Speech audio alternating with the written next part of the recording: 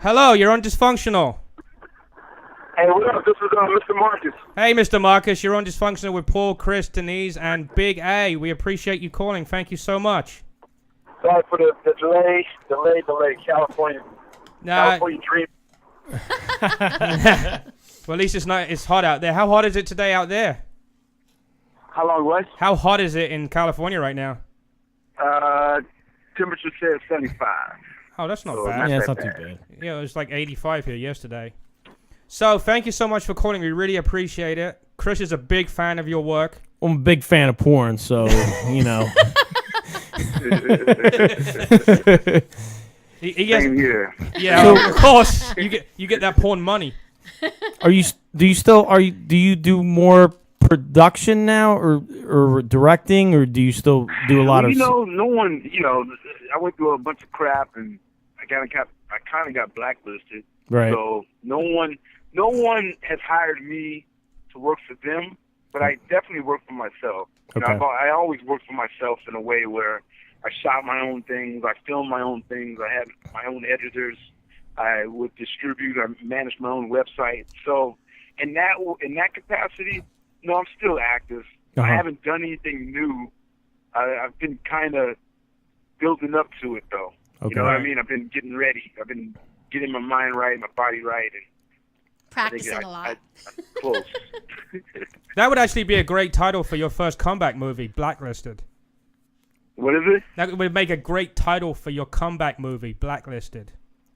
Blacklisted. No, I know. I thought about that like 3 years ago.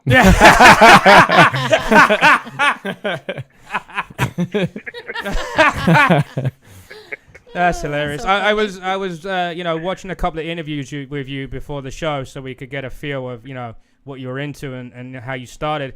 You were really into rap at one point, right? Rap? I love music. Right. Period. But rap was one of those things that I was 10. I was 10 years old when I first heard Curtis Blow and Sugar Hill Gang. And I was right there. For me, that was the start of it for me. For rap. So I've been there since then. Wow, yeah, because I saw in one of the interviews that you heard NWA and you're like, wow, this is like for me. Yeah, fuck the police was a real thing for me. It was real. I went through all that, growing up in the hood. Mm-hmm. I grew up in Pomona. Okay. So, I grew up, a friend of mine got killed, because he blocked the street lamp. They were gambling, they were doing craps in the alley, and he was blocking the street lamp, and the dude got pissed at him and shot him. And I was still in high school. Wow. That's crazy, man. So I come from that kind of world where NWA they put music to it. Right. Did you think the movie did justice for NWA, or do you think it wasn't that realistic? I thought it was awesome. I mean, I thought it was awesome. Anytime you can get something like that into the mainstream, and that's what it was, mainstream. You gotta stand behind that. You gotta support that, because that type of story doesn't get told often. Right. Yeah. I mean, I read that some of the stuff they changed around. Like when the cops grabbed them after they were singing "Fuck the Police" at that one time. They didn't grab him like that. It was somewhere else, and there was some stuff that wasn't quite right. I thought it was kind of cool that Ice Cube's son played him in the movie. That was kind of cool. Oh man, that was awesome. I can't even imagine. That. I can't even imagine what he was. He killed it. He nailed it. He captured all of Cube's creativity, rage, presence. It's lyrical skills. It's his son, of course, but he nailed it. They nailed it. That was a highlight. Now, have you ever had the opportunity to meet any of those guys? Now that you're somewhat of a celebrity. I've met all of them. Only one I didn't meet was Eazy. Oh, I love Eazy. Yeah, he was awesome. I saw awesome. him from a distance. Yeah, he was awesome. What do you think of this whole Black Lives Matter? Hold on. The cops are behind me, speaking up. Mr. Marcus. Oh, shit. Turn your camera on. You know what might happen. That's hilarious. On the car phone. Okay. Right. That would have been funny. I was like, oh shit. Our ratings would go up for the show if you got pulled over while we're on the fucking show. Right. What do you think of this whole Black Lives Matter thing? Do you think that it's unfair that this blacks are making it all about them, or do you think that it's justified? Well, being black, I have to be a little biased. Of course. But I think it's crazy because blacks, African Americans, Black Americans, whatever you want to call them, I just call them brothers. Right. It's just I don't know why we're very vocal. Right. As a group, as a race, as a group of people. I think it goes way back to to the treatment that was done decades and centuries ago. You know what I mean? And I think I think it's a constant reminder, and it's really people expect it to go somewhere. I'm 40. I'll be 46 in like 2 weeks, 3 weeks, and I see why they say it. We're a small percentage of the country. What is 325 million Americans, or 322 million Americans, and I read somewhere it's like 77% is white. Right. So we're a minority. We make a lot of noise, but we are a minority. Right. And I think we're just trying to. There are a lot of frustrations, and when you get to the inner cities and you get to those neighborhoods of how that relationship is with law enforcement. Right. And it really does go back to our lives matter too, and because we don't. There's a sense that it does.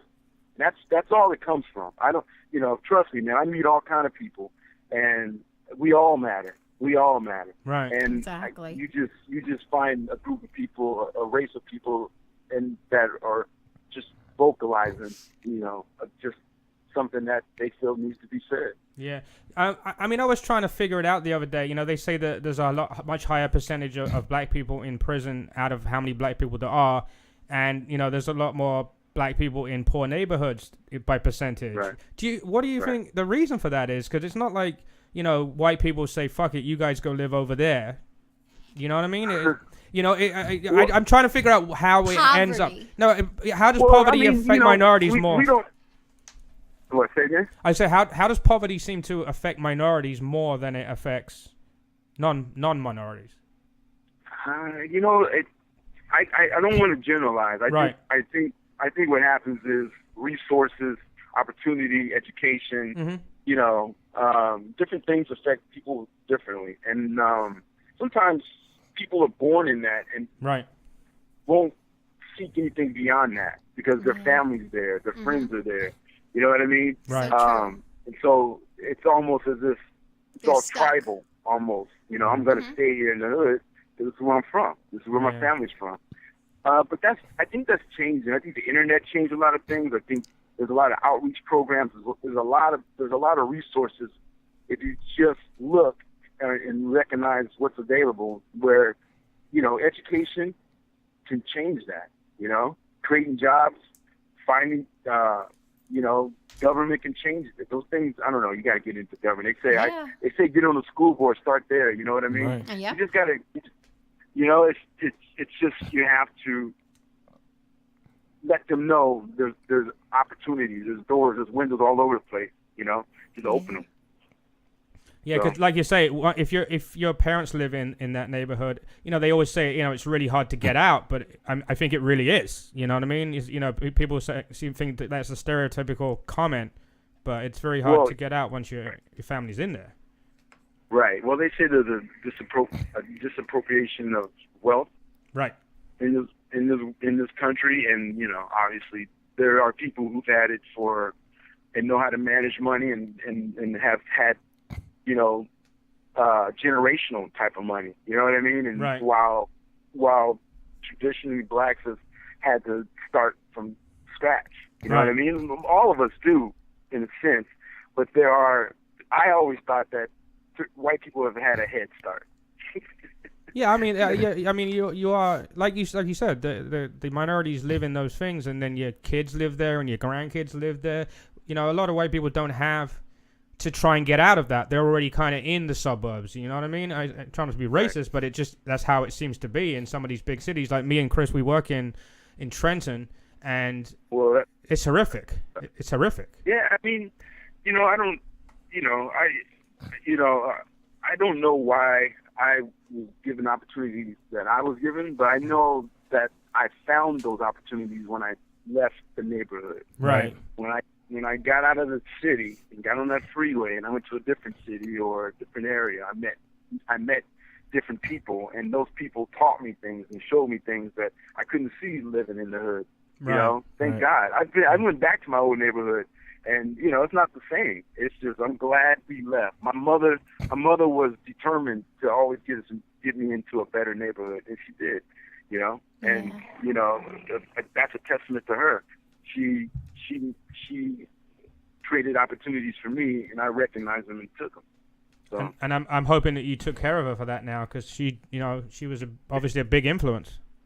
Well, yeah, when you said Black Lives Matter, I remember some people sent me a thing on Twitter. They said Black Dick Matter. And I was like, true. Well, you know what? The stereotype that black people don't seem to have a problem with is that you guys are more endowed than we are. Yeah, once you go black, you never go back. You know what I mean? Yeah, I mean, if we say, the color helps. It looks. Is that what it is? It's kind of like chocolate. It's kind of fucking. There's like a shadow behind it that kind of makes it look bigger. So, how you got into porn? You went to the AVN Awards and you met Heather Lee. Is that pretty much how it all started? Yeah, I went to. I met Heather Lee, man. Heather Lee was the catalyst. Her and Ron Hightower. They simultaneously. Man, I couldn't make this type of story up, man. She saw me and said, "Are you in porn?" I said, "No." And she looked at Ron because they were dating at the time, what porn people do. And Ron was like, "Here's my card." Gave me his card. Not even 20 minutes later, after we walked around in the convention, Heather Lee walks up to me and hands me a piece of paper, and it's got her phone number on it. She says, "Call me." And of course, I called her first. And Heather recommended that I work with Roy Brewington, and Roy Brewington at the time was shooting a movie, and he had Shawn Michaels, Mark Wallace, and Peter North. Oh wow! And that was literally my first time ever on a porn set with those guys. Wow! So, what was it like? Yeah, how was like doing porn for the first time? Yeah, because we had Nina Hartley on. She says a lot of guys think that they can do porn, but until they actually are on a set, you can find out if you could do it or not. She said it takes it. You have to have a certain talent to. I mean, does it help if you've got a massive cock? Your ego helps you if you can. Well, I think it helped that I really like women, and that's so true to say.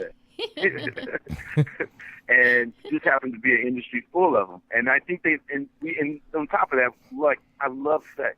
I wasn't at 23 when I got in at 23. I hadn't had a lot of sexual partners, but the ones that I had been with were satisfied. Mm-hmm. Mm-hmm. And I think I felt a little confidence from that. Right. That kind of helped. And ignorance is bliss. I didn't know what the hell I was getting into. when you met Heather Lee, she didn't know if you had 2 inches or 12. You know what I mean? So she kind of. I'm sure. I'm sure. That extra vision. No, I'm just saying. She kind of. I'm sure she could tell. No, but she kind of looked at that stereotype and probably went, okay, so that probably helped you at that point. Yeah, no, she did. She recognized something. Yeah. She was checking you out. That's hilarious. So Heather Lee was in the first sex scene you did? Yep. And actually, I didn't even perform it. I don't know. I tell it all the time, but Roy Brewington shoots two things. He shoots the photographs and then he shoots the video. You have to shoot them at the same time. He shoots the photographs first, which I was erect and performed excellent for, right?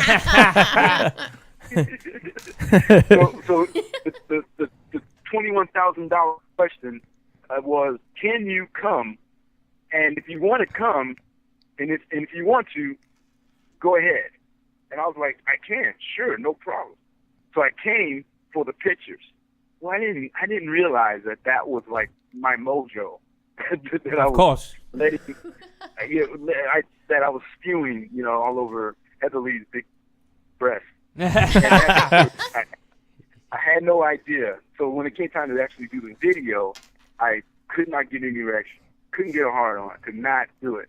And Shawn Michaels was in the scene. Thank God Shawn Michaels was in the scene. I don't know why, but I looked up to Shawn. I was a fan of Shawn. And Shawn was so cool. He said, "It's okay, brother. I got it." He said, "I got it."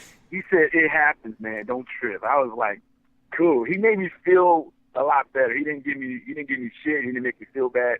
He just was like, "Don't worry, we got it." And that's cool. I sat on the side. So if you look at the box cover of that movie, and I'll tell you the name of the movie, it's called Buns of Steel. Buns of Steel. I'm on the box cover, sitting there in the background while Shawn and Heather are, deep in embrace. Yeah, I understand that problem. Most guys, when they have sex and they come, they're not going to, there's very few people that can just get going right away again. You know what I mean? We all need, half an hour, 2 hours before we can even think about doing it again. So someone told me that in porn, there's sometimes the cum shot's filmed before the whole scene is done, and they go back and they do more pits for the scene. Is that true? I mean, I've had that happen. I've had the scene where I was like, I need to come now, and I was like 2 minutes in. So, I don't feel so bad being a white boy after that statement. I thought, there you go. Oh my God! So that's Mother Nature taking that's Mother Nature, like saying, "I got this. I need that." This is what I do. So after you did that first scene, did it go through your head that you didn't want to do it again, or how did you feel? No, he was saying, "Hell yeah, I want more." Yeah, but he's got to be, back at his house going, "Do I really want to do this for a living?" Well, that's you're both right, because we shot the scene in Palm Springs, and so I lived in Upland, which is a good 40-minute drive, and that was maybe close to an hour. Yeah, close to an hour. And I remember just contemplating, dang, why did that happen? Why did I do that? Why did I do that? Mm-hmm. I don't know what happened. I don't know what's going on with me. I never had this problem. I'm 23, Right. Like, this is not right. This is not right. And guess who calls me that week? Ron Hightower. And Ron stepped up and said, "Hey, do you want to come and give it a shot?" And I was like, "Sure." I was like, "No problem." Sold. So maybe, I'm thinking, I'm talking to y'all right now, but I'm thinking maybe all that shit happened for a reason, man. It all happened for a reason. Yeah. Yeah. Who? I know probably not one person. Who are some of your favorite women you've worked with throughout your career? Right off the bat, man, I don't know. I grew up in, I think, the golden age. For me, it was the golden age. I know the 70s and 80s, and everybody's got their favorite time, but obviously my time was the best time. Right. But I would say Heather Lee was up there, Sylvia Saint, Charmaine Starr, love her. I remember her. I had a big crush on her, man. I was like a horn dog. I was thinking, I get paid for this?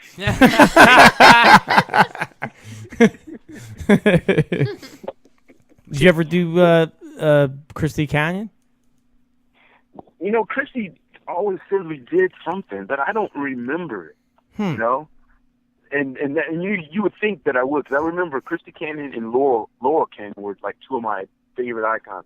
I think I made out with Christy once, but she says we had sex. I just don't remember that. I keep thinking she's fucking with me. That's funny.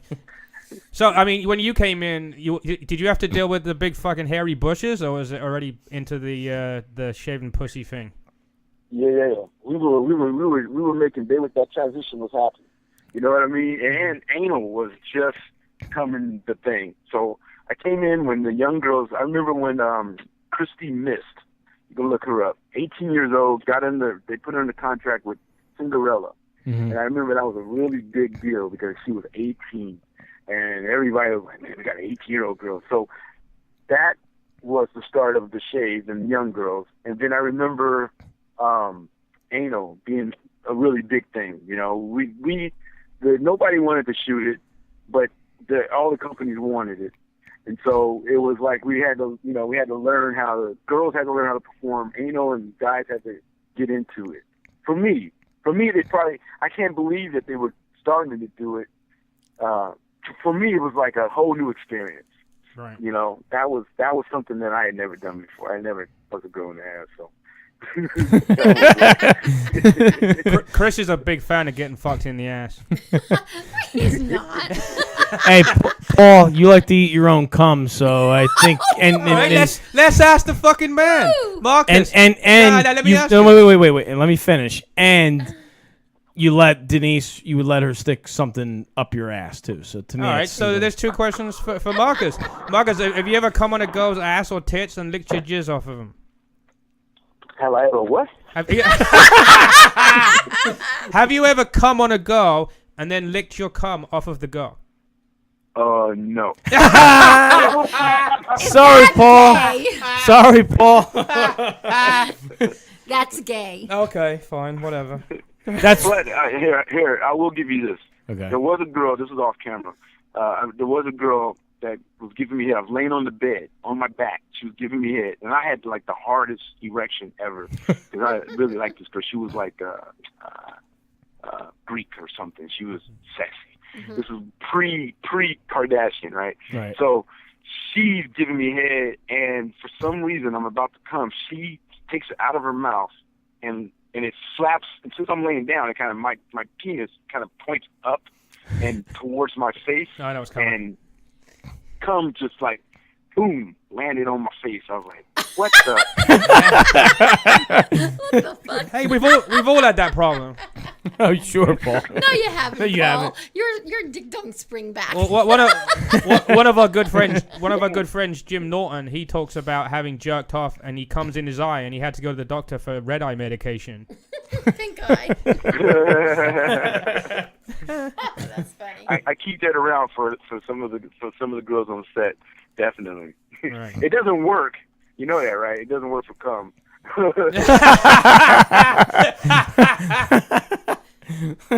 Oh my god. So, is there anyone that you want to work with that you haven't yet?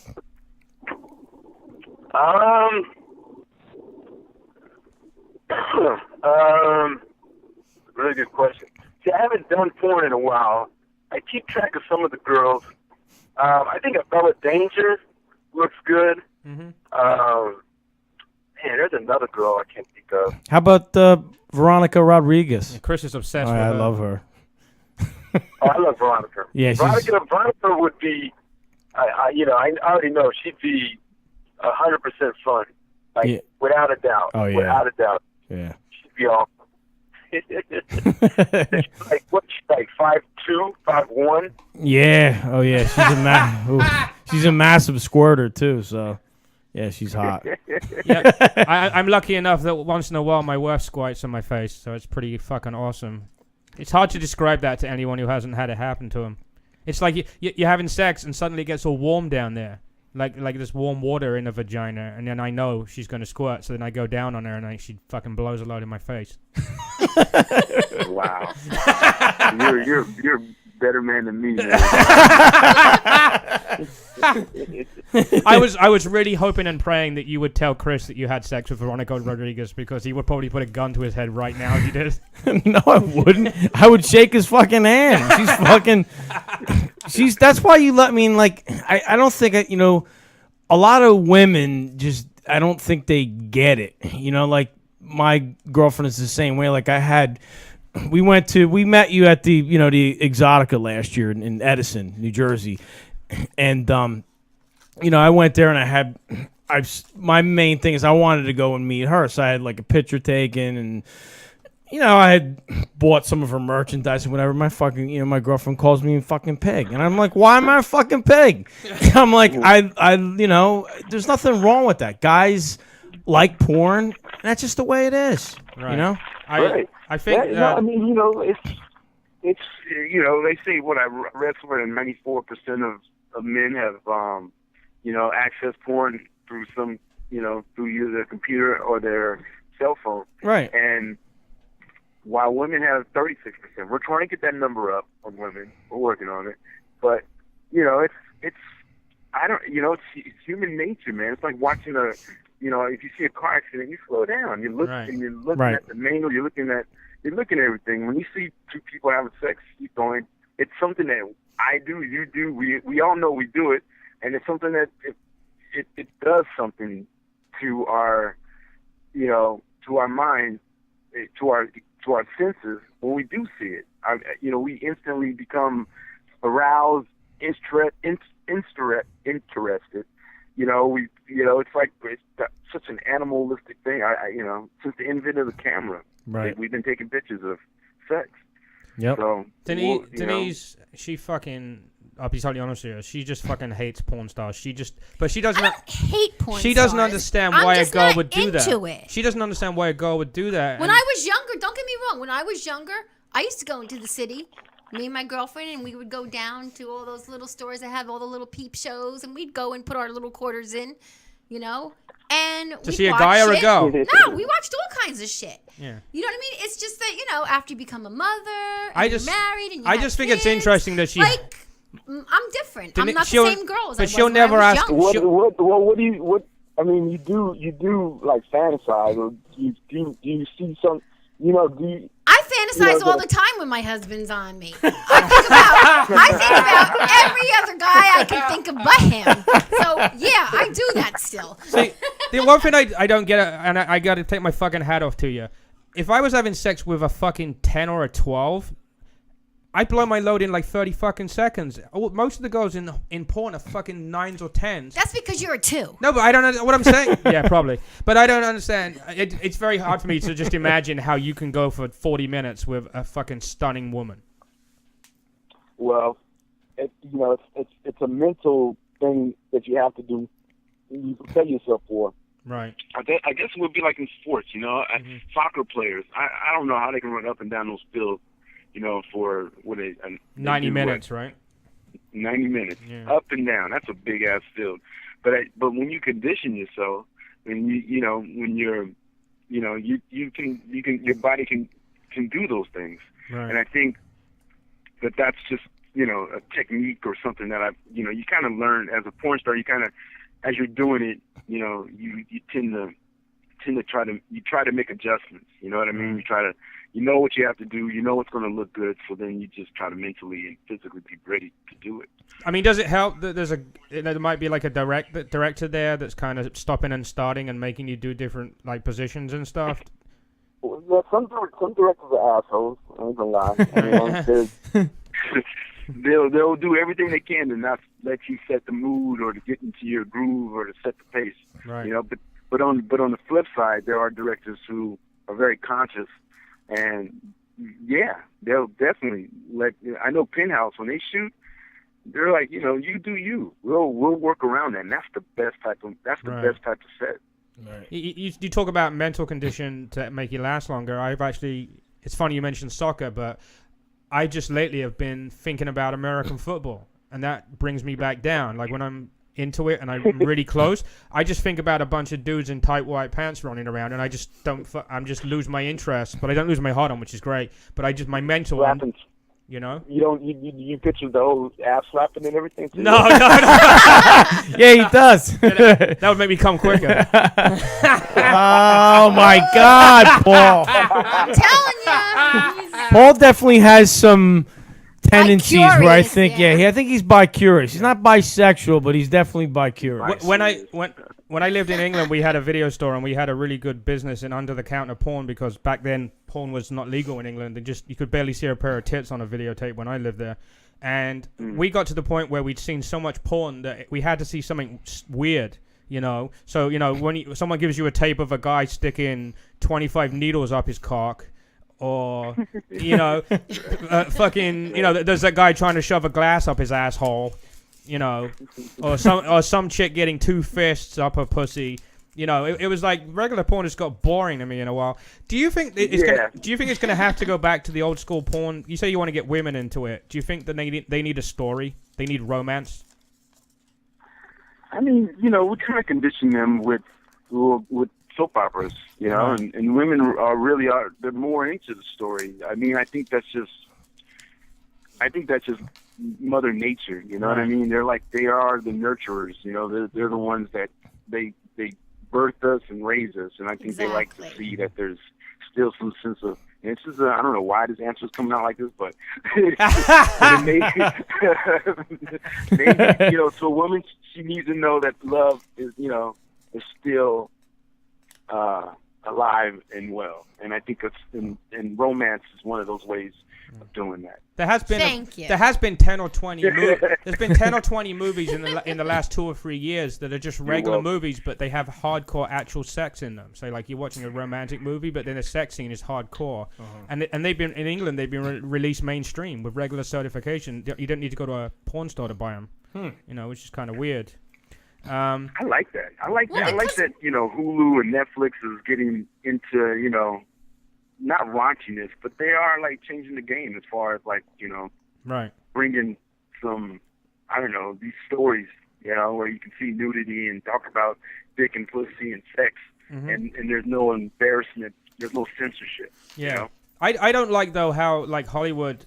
You watch Porky's, 25, 30 years ago, and there's boobs around, there's Bush. You watch, Revenge of the Nerds, and all of a sudden you get these so-called adult comedies. They talk about sex and stuff, but you don't see any tits. And just lately they've started to bring that back. I missed that. It was fun. It's just I love it. I love seeing boobs through a sheer top. I love seeing a famous person showing off cleavage and having booty. I love it. It doesn't necessarily for me have to be in porn. I love it walking down the street. Oh yeah. Do you think that? I mean, what do you think of Kim Kardashian and fucking what's her name? The singer what's her name? Nicki Minaj. Where they both? Let's be honest. They've had fucking ass implants. There's no question. But I mean, if they did, I wouldn't want to know. Right. And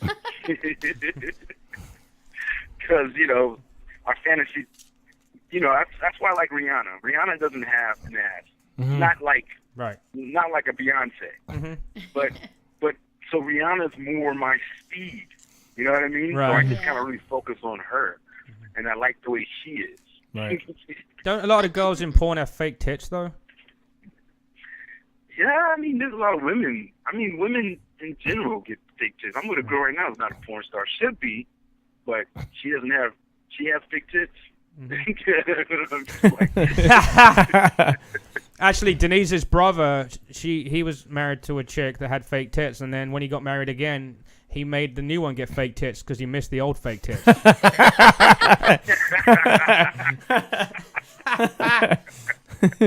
my god! I was reading that you were in a movie called Most Luckiest, where you were supposed to have sex with 101 black girls, but you couldn't find enough of them. That's true. Yeah. We got 33. We got 33 the first day. Wow. And then after that, they were like, we're going to have to bring in the white girls. I was like, cool. Did you ever did you ever shoot with Heather Hunter? Oh, yeah. Yeah? Oh, yeah, I love Heather. Yeah, Heather's hot. Oh, my God. And I know you did with Kobe Ty, right? Kobe Ty did not do Kobe Ty. Shawn Michaels did Kobe Ty, that lucky motherfucker. Oh, he is. How about Asia Carrera? Oh, she was hot. I was scheduled to do an orgy with her, and I did a scene for Vince Boyer, and Vince was being a hard ass, and he made me reshoot the scene 3 times.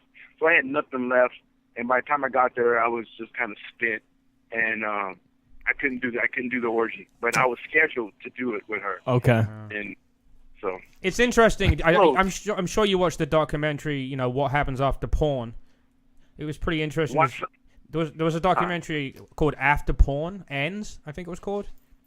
And Netflix. Yeah, and it had Asia Carrera and all those people showing what they're doing now. Like I think one of them's a real estate agent, and Nina Hartley's like a sex therapist, but she's still making porn. Yeah, she is. We had her on. You know, it's just How about Tori Wells? Nina's a lifer. Right. Yeah, Nina's awesome. She's awesome, man. She's great. She brought Ginger Lynn to our show, Amber Lynn, and some others we're going to be getting. She's very, very, very cool, and she loves to talk about sex. You know, she has no qualms. You know, she was talking to Denise about some stuff, and they were, you know, at the beginning of it, she's like, "Oh, fucking porn star," and then at the end of it, she's like, "She's so fucking cool." I love Nina. Nina's kind of mad at me right now, but I feel really blessed to have spent time with her and worked with her. You know, I call her the Mother Teresa of porn. You know what I mean? She's the one, you know, they all bow down to, worship.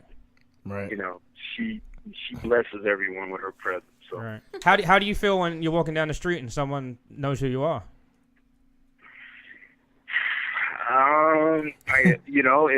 It's great when I have to get into the club, you know.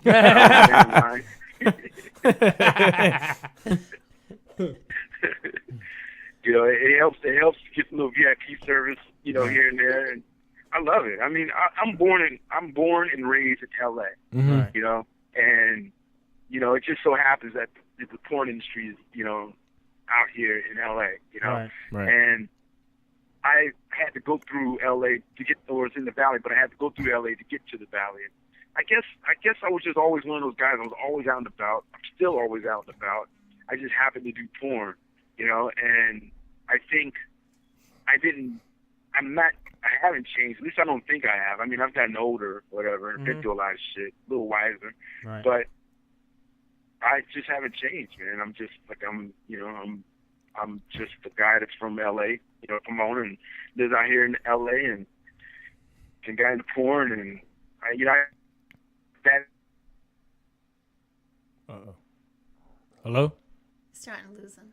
Starting to. We lost him. Yeah. You know what? It's 11 o'clock. No, I'm letting him come back. No. I'm just saying that. You calling him back? I'll call him back. It might be good just to kind of like let him get. Let's see. Let him get what? Well, no. Wiped off? No, he was just. Never mind. He was kind of summing up his life. I know. It wasn't the end of it though. Hopefully he's not in a shitty area. I might leave. Maybe his phone died. No, it went out of signal.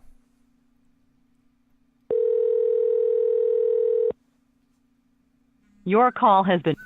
Yeah, we're not going to read his phone number out on the air. No. All right, we'll just give it a... Oh, here he is. Hello, sorry, we lost you there somewhere. Yeah, that's, that's Verizon for you. Can you hear me now? Do you think that the condom law in California is going to chase the porn industry out of there eventually? I mean, I don't know, man. You know, there's families here, there's studios here. You know, there's Hollywood is here. A lot of the business of the industry is rooted here. I think we may expand to Vegas or other parts of the country, but I don't think we'll ever truly leave. Right. You know, California. Yeah, I mean, you got the sun and the palm trees. That's kind of stereotypical of an outside porn scene, right? The fucking palm trees. You know. Yeah. What did you think of the whole Tracy Lords scandal? Did you think, because Ginger and Nina have a good opinion on that, and they kind of think that Tracy Lords knew what was going on, and she kind of set everybody up. I mean, unfortunately, I people get in this industry from all walks of life. You know, that's what I've learned. And if that's the case, you know, she made a name for herself. You know, she had to be aware of what she was doing, because she's the one that knew. She had, you know, she was conscious enough to get into adult, and it was something that she wanted to do. But I think she made a name for herself. I think at the end of the day, you know, she was in Blade. You know, and I love the fact that Tracy Lords was working with Wesley Snipes in a movie, and she had a badass role, and her name was in the credits. Absolutely. You know, whatever shit she went through, to get there, so be it. You know, the industry's a young industry. Period. I've always thought that. You know, that a lot of our growing pains with the STD testing, HIV, the condom laws, the 18 and over, all of those things, they come with an industry like this. Right. You know, you can't be in shock and awe. These are things that help us, take care of each other better. Right. You know, and that's just something that porn has always had a reputation of not doing. Right. So I would always look at the bright side of it and say, hey, because of her, 2257s and underage and keeping track of people, making sure people who are over the age of 18, they've done it diligently. Right. Ever since. I mean, talking about SDs, obviously you went through your own thing with that. I just wondered kind of what you learned about that whole situation, that you went through. Well, I learned a lot about myself, other people. I always considered the porn industry my family. I spent half of my life in it, and I think it hurt to have people that I really respect and looked up to turn against me, and I hated how things came out and looked. Right. I didn't handle things the best way. There was reasons for that, but they didn't seem to matter to some people, and I said, okay, this is something you got to go through. Right. Good thing it wasn't HIV. Thank God. Absolutely. It was curable. I probably had a lot of people go get syphilis tests after all of that shit. Yeah. A lot of people who watch adult. So I've been a champion for testing as always.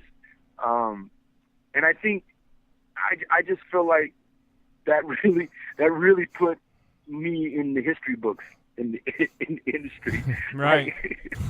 I mean, you have the good without the bad. Yeah. And I had to take my lumps and grow from it. Yeah. I mean, they say that you can't get a good drug counselor unless they were into drugs at some point. Right. You know what I mean? I mean, it was an experience. It's something that I wanted to always, I'm not shy. I'm not running from it. I'm not like I ain't going to hide it. I was right there at the ADN, and I didn't want people to think that I was just, I'd always been there. I'm a fan of this industry. Mm-hmm. I don't want to hurt this industry. That's not my intention. Right. I want things, I remember when we didn't test for any STDs at all. I remember when we had HIV tests that were for literally 3 months. We had it for 90 days. We did it in Eliza. We didn't get it tested in January. We wouldn't have to retest again until end of March. So it was one of those things where, I've been a part of that process of watching us evolve and grow, and and it was honestly just a mistake on my part. Right. One place was testing for syphilis and one place wasn't. Yes. And I just happened to go to the place at the time, the 2 tests before that wasn't. And then I come across one that does, but this was after I went to my own private doctor because I didn't know what was going on. I was getting these tests. Everything was coming back. You're fine, you can work. But I was having these symptoms that I thought were stress related. And, it's one of those things where what I wanted was, if you're going to, people get embarrassed in this industry, it's something, if they catch an STD, they're not blasting it all over Twitter. Hey, I caught gonorrhea today. No, obviously. You know what I mean? It's something they want to do privately. And then on top of that, this industry has a history of like really shunning people that do catch things. Look at everybody who caught HIV. Right. During McKnight, fucking Charlie Sheen was having sex with porn stars and didn't fucking tell them. Yeah, and it's just one of those things where there's a stigma attached to it. You're embarrassed. You're made to feel. There's no openness and disclosure, and you don't want to be judged and shamed, and because people do that, and in this industry they do that. You would think they would be the opposite. Right. You'd think they protect their own. You think they would protect their own. Right. Yeah. Right. I mean, I've read about some of the stuff you said since, you know, and it seems that, you know, a lot of people, like you said, they're doing tests now that they would never have done, and they're more educated about what to look for and stuff like that. So obviously there's a positive at the end of it, and no one really got hurt. You know what I mean? Well, you know, it was like the I don't know what I saw. What I saw, the headline was Mr. Marcus and Mr. Spreading, you know, syphilis, and I didn't spread anything, you know. Right. It never happened, but that was the headline, and that's something that I you know, I got to live with. I'm trying to rewrite that, you know, so that, you know, we can reveal, you know, we know the truth. But I've learned, you know, people still show me love, man, and I think that's helped, you know. But if they treated me like for the first, I gotta admit, for the first 6 months, I'd go places and I wouldn't want to drink nobody's soda after them. I wouldn't want to, like, Right. I was just kind of like, I just didn't know. I just didn't know how people felt, you know. And but you know, it's a weird way to think. You know, you really trip out, but that's just the way that people have always had this. You know, I've always felt with people. You know, there's a connection. You know, they watch this stuff. They look at it closely. You know, and they follow it. I did. You know what I mean? And I still do. So I just think that that's how people are. So I try to respect that. Did anybody, you know, take your side that you didn't expect to? You know, Lex spoke up. You know, Lex was like, you know, he's still my buddy. I'm pretty sure he didn't mean to, you know, and you know, he really did. He to this day, he's still one of those guys that I can go and hang out with and really talk to and spend time with, and I don't feel any negativity. You know, I just it's nothing but brother love. Right. Well, I got a separate question. I have to ask this because we talked about this on the show before. Do you know what Peter North eats so he comes so much? We always, I think we asked Nina that too. She didn't know. Sorry, Chris stepped all over that. What is it? Did you say ice cream? Don't get any more I think it's vanilla ice cream. Vanilla ice cream. I'd like to know what fucking brand it is. I think Paul asked Nina that, and she said she has no idea. It's some God-given talent he has or something. I don't know. Well, you read on the internet, there's like, you know, eat melon, eat, you know, cabbage, eat Brussels sprouts. No, eat pineapple, and it makes your cum sweeter. Ah, I've heard that. You're just teaching Mr. Marcus something you didn't fucking know. Yeah, pineapple makes it sweeter. Even for the women too, their juices. So, are we gonna see you in a mainstream movie someday? You know, when I watch HBO, when I watch Netflix, when I see all these movies, you know, they just tell you how possible it is. You know, I say yeah, hell yeah. I say damn, yes, definitely, for sure.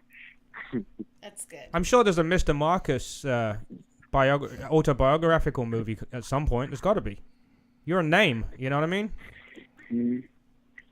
You know, I've kept everything. You know what I mean? From my first time in the industry to everything, I've kept my good and my bad. I've kept newspaper clippings, interviews, scenes, private photos, behind-the-scenes photos, work set photos. I've just kept it all. You know what I mean? I got videos, shit that I never released, and I'm proud of that, of course. But I think that was because I wanted the story. Right. You know, if we ever come around to telling this, then I just wanted to say, you know, here it is. You know, it's all here. I think it'd be an awesome book. Yeah, I think it would be really good. Yeah, I'd like to read that. That would be freaking cool. So how you know, you said do you have kids at all or not?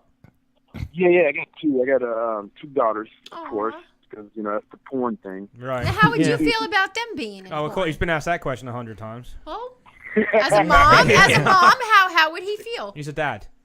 I mean, no, I'm saying to me, Right. As a mom asking. If one of your daughters, I don't know how old your how daughters would the are, father but feel? if they ever came to you at like 18 and said, "Hey, Dad, I want to go in the industry," what do you think you'd say? Well, I mean, I've been asked this 100 times. I don't know. I gotta, I was talking with one of my good friends today, and I was telling him, whatever. Because my oldest daughter, she models. She's actually in college. She goes to LMU. She's in her third year. Oh, cool. And she's studying business marketing and stuff. So it's good. We got her a good education, and she's got a good work habit. But she models too. So my friend was like, man, I see your daughter is so beautiful and all this stuff. I said, I support her. Whatever she wants to do, that's what it's about. They supported me, so I support them. Whatever they want to do. I'd be concerned if one of my porn star friends told me that my daughter was cute. Oh, good thing he wasn't. Yeah. Yeah, I mean, that Mr.Marcus money, at least these kids haven't got to go to fucking college in East LA. Hey, I'll give it to... I would love to take credit for that, but my daughter really did the work. She got the scholarships. She got the grant actually.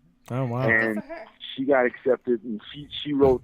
She applied for these schools, and she did everything she had to do to get into college. And that was awesome. So. But I did pay for private school up to that point. Oh wow, that's gotta be. But I read somewhere a long time ago that's the early years are where we built the best foundation for education. So that's what we did.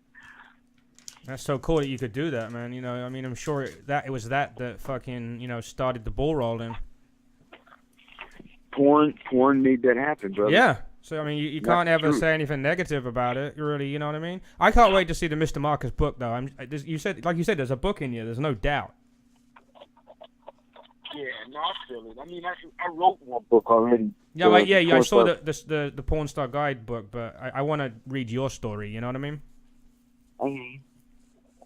It'll happen. You know what I mean? I think I was coming out of a little funk that I was in, and my Cali swag, as we call it, my Cali swag is starting to come back, and I'm just, you got to be confident with these things. Right. You're gonna be, you're sharing your life, you're sharing your experiences with people, and some people will take it the right way, or there's not a right or wrong way, but some people understand, and some people you got to explain a little more, and some people won't like it and won't get it. Right. But you have to be able to keep moving, and I think that I've seen enough examples of that where I feel confident now that I can do that too. Right. I just think it sometimes that it's weird that you're sharing the most intimate moment of your entire life, on camera. That last 10 seconds is the most intimate moment of your life. It really is. You know what I mean? It's just kind of strange, You can post a video of two dogs fucking on YouTube, but you can't post a video of two humans having sex, We're trying to protect the kids, man. Yeah. We're trying to, the animals gave us the idea in the first place. And so absolutely. That's okay. But now, I don't know if you even want to have an opinion on this, but we're just wondering if you're Trump or Hillary or neither. Man, that's a tough one.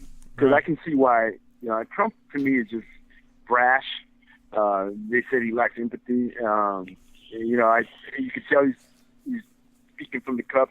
He's honest. Right. That's who he is. You're right. getting a man. That's who he is, and I respect that. Right. I think if I have to choose, leader of the free world, one of the greatest countries in the planet, then I got to, that's still growing. It's still a young nation. Right. Yeah, I think Hillary would do an awesome job. I think she's going, maybe her demeanor or whatever kind of irks me sometimes, but she's who she is. I think she's had to get a thick skin, and she's a woman in politics. She's a woman going for the highest office in the country, and she's probably the best woman for the job. I mean, it's her time. It's her time. So. I assume though that because what you're saying is that if I was to send a top secret email to my friend on his regular email account, I'd be in jail. How did she get away with sending 400 and not go to jail? Well, being a guy who's particular to emails. Hey, I can. No. Yeah, but I don't think they're gonna mark an email from you saying that you want to bang some chick and his sister. I don't think that's gonna get flagged. I don't know. I just think that that it's just a little unfair that the regular guy, if they'd have done any of that shit, they would have been fucked. Right. That's the way it works. For the powers that be somehow. I mean, she may well have been in charge when Bill Clinton was in the office. You know what I mean? Hey, I got one of those T-shirts that says Hillary sucks, but what's her name? Shit, I've forgotten. Oh, Monica. Monica sucks better. and then in the back of a car, I saw a big one of those you see through it kind of visor thingies, and it said Hillary 2006 for prison.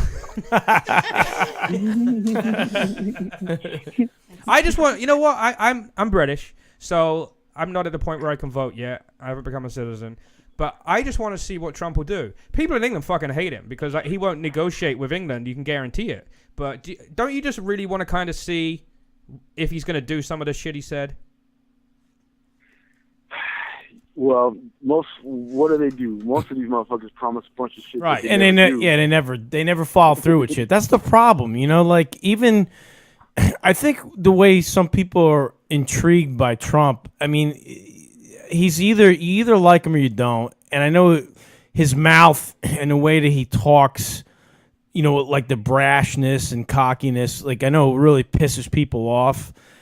But I mean, if we had somebody in here like a regular, and I'm not even saying he's a regular person, and he may be a horrible fucking president, but that's the problem. Like you said, these motherfuckers promise the world. It doesn't matter who they are. They could be Republican. They could be a Democrat. It makes no difference if real in reality, because it never seems like they really ever fulfill their promises. You know what I mean? Whether it's a Democrat or a Republican. I don't think they can. I think most of the stuff they do, there's no way anyone's going to let them do it.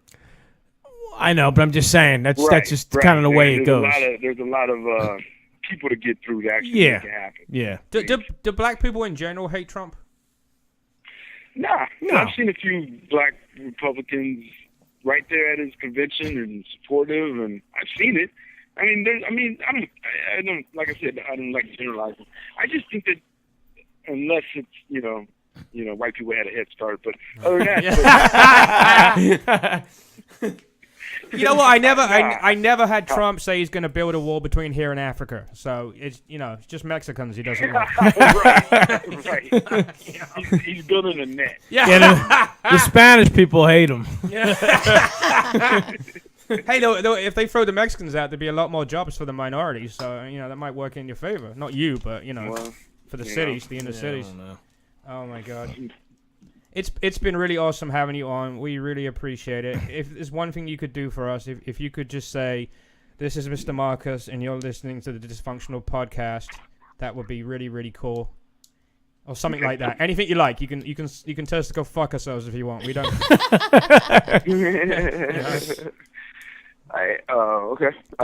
Whenever you're ready. Yo, what up? You ready? Yep. Hey, what up, y'all? This is your boy, Mr. Marcus, and you are listening to the Dysfunctional podcast with the Dysfunctional crew, and I am their leader. Awesome. Awesome. That's cool. Thank you. I suddenly like black people now. Will you be at?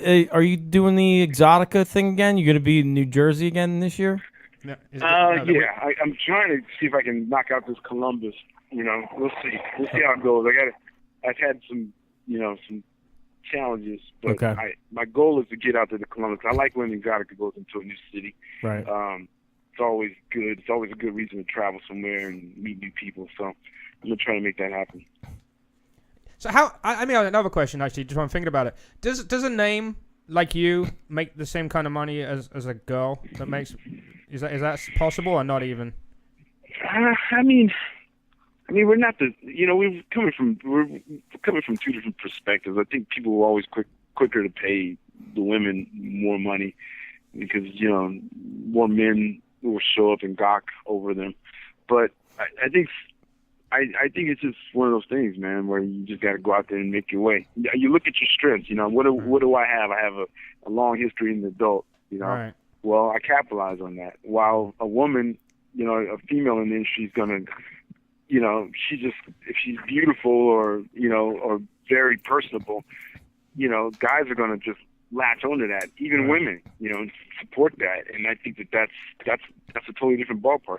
I think in terms of dollars, yeah, I think I can make money over a longer period of time while she'll make a certain amount of money in a shorter period of time. So yeah. If I last long enough, yeah, I might catch up. She's gonna make it in a shorter period of time. I've seen that. Right. I've seen girls.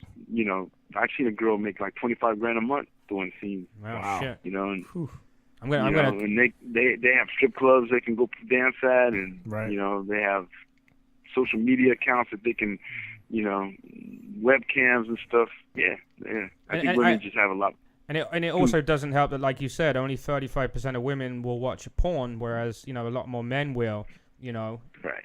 I mean, Peter North came from the gay porn scene. You had mentioned in one of your interviews that that kind of concerned you, that some of the guys were sleeping with other guys, and that kind of brought chances of STDs up in the business. Yeah, I mean, that's probably one of the reasons why too. I'm kind of hesitant to jump in the porn pool because there's a lot of cross dipping. Right. A lot of yeah. Oh, literally. So I'm not into that. I'm not right. And I don't really support that. But I don't know. I gotta look at what I do. I really, I admire a lot of different careers in the industry. I do, but sometimes I just gotta say, what do I know best? Me. So right. I'll do me. Right. I offer advice. I look at new talent or people who are established, and I suggest things or I recommend them for things because people will ask me all the time, do you know so and so? Who do you think would work well for this? So I'm always like dishing out like opportunities when I come across them. So yeah. if they turn around and take care of me financially, great. If they don't, no big deal. Yeah, I have a friend that runs porn websites, and he says he makes a ton more money out of gay porn websites than he does out of. Probably. Same thing with the tranny stuff. Yeah. Guys and girls or whatever.